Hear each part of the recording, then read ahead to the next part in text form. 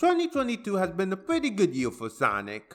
We got the highly anticipated and successful Sonic the Hedgehog 2 movie, a remastered collection of the classic Sonic games, the IDW series reached its 50th issue milestone, and Sonic Team managed to redeem themselves from the failure of Sonic Forces with the success of Sonic Frontiers. But the year of Sonic's success isn't over just yet, as we're ending the year with the newest Sonic animated series, Sonic Prime.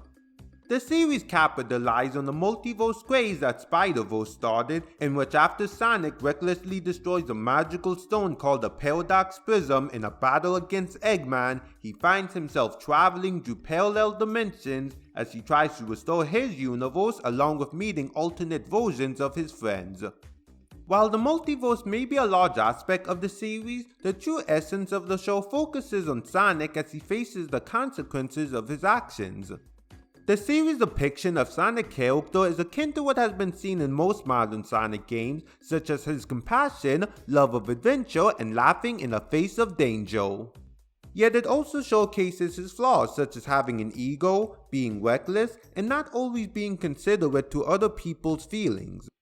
By having the events of the show be a result of those flaws, with Sonic realizing that this mess is his fault, it adds a nice emotional core to the story rather than just having Sonic travel through the multiverse because it's the cool new trend. That said, the show does use the multiverse to its advantage by breaking down the core essence of the characters and exploring them in a brand new way based on how the environment of that universe altered them. Now, this isn't the case for the entire cast of each universe. Typically for each universe, it's just one specific member of the cast whose character has been broken down and reconstructed, while the rest are just slightly tweaked personality-wise, but the tweaks are usually just enough to help them differ from their prime counterpart. Though of all the alternate versions of the characters, 9 is my personal favorite. Not only is it fun to see a more cynical version of Tails as opposed to his typical starry-eyed self, but he also serves as the answer to the question of what Tails would be like if Sonic never entered his life.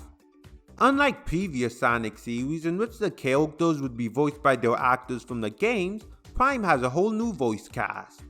Devin Mack does a great job as Sonic, in which he's able to capture the playful aspect of Sonic's voice while also hitting the emotional beats. And then there's Brian Drummond, whose performance as Eggman has a nice sinister undertone to it that sounds akin to Jim Cummings' performance as Robotnik from SatAM. I despise that miserable hedgehog cloak. But the standout performance of the series is Kazumi Evans as Rouge. She perfectly encompasses Rouge's confidence and playfulness in her delivery, with it just being a joy to hear.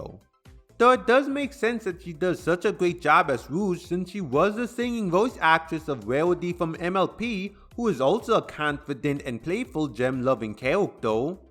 It's actually pretty funny how several of the characters in this show are voiced by MLP actresses.